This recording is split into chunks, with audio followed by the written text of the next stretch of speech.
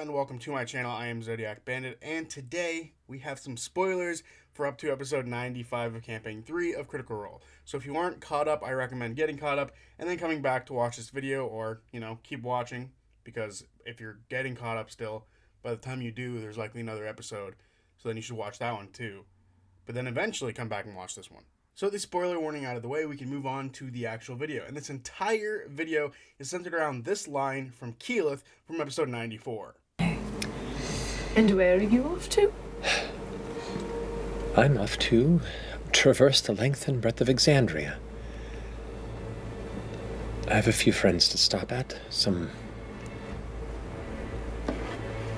acquaintances to speak to, and some challenged adversaries to request their assistance. Oh boy.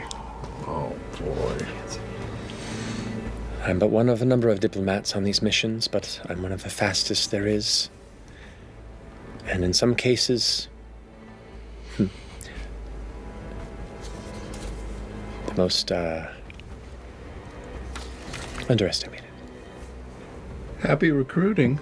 So in that clip, Keyla talked about how she was going to be going around Exandria to find allies, acquaintances, and former adversaries. Now, allies and acquaintances, that's pretty easy. That's not what the focus of this video is going to be about. But I do want to talk about that briefly as, some people may not know. They may not have watched Campaign 1, they may not have watched Campaign 2. So the two groups that I think she's mostly hinting towards about who her allies are for the most part is obviously Vox Machina and the Mighty Nine. Outside of just the main characters from the previous campaigns, there are other very important characters. Surrounding Vox Machina alone, you have Kima, Allura, Sean Gilmore, and potential returning guest characters like Kasha and Zara, and potentially even Lionel Gayhart if he's still connected to Scanlan Shorthold. So there's a bunch of characters surrounding Vox Machina alone that also could be considered in the ally group. Same with Mighty Nine, they have a bunch of characters as well. Molly Mock or Kingsley, who is now the Plank King, instantly comes to mind. The Gentleman, Yusa in the Tower, although they did mention Yusa in episode 95, so who knows what's happening with him right now. And there's a bunch of other characters that surround them as well. They did have an entire connection with the Dynasty. Now, you could say anyone who she was referring to as an acquaintance could be people through the Mighty Nine, because she's probably just familiar with the Mighty Nine themselves, and then characters surrounding that. But I also think there is another group who could be considered a acquaintance of hers, and that is anyone in the Darrington Brigade. I think this is most likely the acquaintances, as she is only going to be friends with Taryon Darrington, and then the rest of the, brigade is likely people she hasn't interacted with all that much, although they are rather close, so it wouldn't surprise me if they did hang out a little bit, and she does know them. But I would say that these are probably your acquaintances of, if anyone else, if you want to say Mighty Nine characters are also acquaintances, that's fine. But I feel like these characters fit the acquaintance billing way better than most other characters. But like I said earlier, allies and acquaintances, that is easy stuff. That is easy to figure out. Now, the part that intrigued me the most was the adversaries part. And frankly, of all the characters who, I would think would talk about getting adversaries and having them help them out, Keyleth is the last person for whatever reason. Just in my mind, she seems like the person to be like, no, that's dangerous, let's not do that. But she said it anyway, and it made me very interested in who she was talking about. And I went through the entire list of Vox Machina and Mighty Nine characters because she is likely very aware of the things that the Mighty Nine did during their time adventuring. So, when I went through the list, first of all, I went through the Vox Machina list of the Briarwoods. We know where Delilah Briarwood is, and Cyrus is dead, thank fuck. We know the Chroma Conclave are all dead, Anna Ripley is dead, and we know Vecna is dead. So realistically, the big bads of that campaign are gone. So I started looking at some smaller ones. Now, the Rakshasa, that was sort of a big deal for Vax, he's also dead. They killed him in hell. And there are a bunch of other minor sort of villains that popped up, and for the most part, they're all dead. And I can't really think of anyone who's significant enough to bring up oh, they had one fight with this person and they survived somehow or whatever and they got away. I can't think of anybody like that who is significant enough for it to be a big reveal later on down the line. So then I started looking through the Mighty Nine villains. And obviously the Plank King, he's kind of a villain, kind of not. But he's also dead because Molly Mock or Kingsley went back and took over Dark Toe. So realistically, that's not an issue, and he's part of the Mighty Nine or is allied with them, so again, he would be in the ally section from before. So then you have to look at Avantika. She's dead. Uk'otoa, he's sealed. Obviously, Lucian, he's back to being Kingsley and is no longer a villain. So realistically, when you look at, and Trent Igathon, who is now completely dead.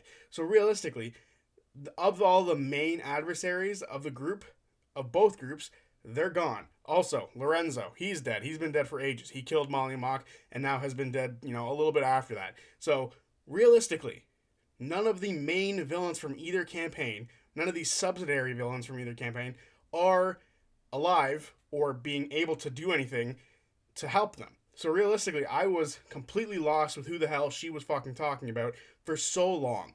And then a single comment came in on the recap for episode 94, and I felt like a massive moron. So this comment is from Banquet42, and it said, Arckon is surely the adversary of whom Keyla speaks. Highly religious and highly businesslike. Joe will probably come back too. And when I read this, the absolute pain I felt was unimaginable.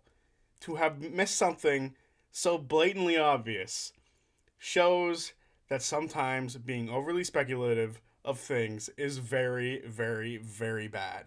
It was so obvious. She was the person who was like the most like pissed off about it, her and Percy, because like during campaign 1, there was like a one-shot video that they did with a different group, and Arkhan was there. That's like where Arkhan met Percy and Keyla. And they sort of brought that in a little bit to the campaign proper. So for me to completely miss this, it explains why, like, she would be willing to do this, because they worked together in the past, because they did have the same goal, just with different means. So realistically, this is something that she'd be familiar with doing with Arkhan, to work with Arkhan, even though, yes, he is evil, but they need to work together with other gods. And again, like Banquet said, Arkhan is a heavily religious person. He is a paladin of Tiamat who literally has the hand of Vecna on. So realistically, this character to be joining in the group to aid with this fight would be a massive boon to them, because he would be so powerful. He would be able to disrupt like the front lines of any Rudisborn for a good while on his own. And for him to be up there, and likely would have his his allies with him. He has like a group of 3 or 4 allies that sort of do things with him, and a Manticore, which is cool. So realistically, he would be such a cool character to have like in the background of this fight, which would be really, really cool for when they eventually animate the Bell's Hells portion of the story. And I think that would be super, super, super badass to eventually see. But just the idea of Arkhan coming back in any form to me is really cool. Even if he doesn't necessarily have like a main role and everything coming back, just for him to reappear and to actually finally be back, which is something that viewers have been wanting for a very long time. So to finally reference him is a huge step forward in eventually having him come back on the screen. So I'm very excited for that possibility. It could be someone else, but I highly doubt it. After reading that comment, it hit me like a fucking sack of bricks that this was absolutely Arkhan being referenced. So I'm super excited about that. And again, it shows that over speculating can sometimes be very bad and lead to hours and hours and hours of constantly reading back over dead character descriptions and everything like that, going over videos to see maybe they survive somehow. But no, it's straight up just Arkhan was the person she was referring to. This video would have come out a week ago if I realized that, it was Arkhan she was talking about, but instead, I am silly and completely missed it. But anyway, that is going to be today's video. Hope you guys agree that it is likely going to be Arkhan, and, sometimes over speculation, not a good thing. And I will learn that for the future. Probably not. But anyway, I will see you guys on Friday for the recap of episode 96. Until then, peace.